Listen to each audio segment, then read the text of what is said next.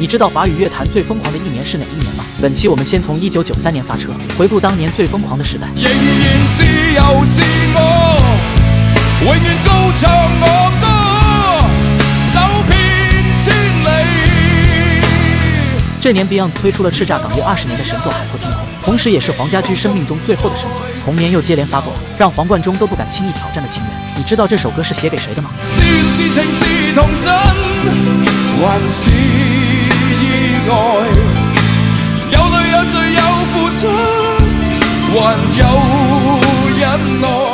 然而伴隨着 Beyond 和草蜢的厮殺拉下序幕，歌神張學友也在這年拿出了穩定，專輯銷量更是穩居世界第2的邁克爾·傑克遜。我和你吻別在無人的街，讓風吹敲我不能拒絕。我和你吻別在狂瀾的夜。而張學友在繼吻別之後，又拿出了另一首神作《只想一生跟你走》。但求你未淡忘往日舊情，我已默然帶着淚流，很想一生跟你走。在我心中的你，思海的你，今生不可不能沒有。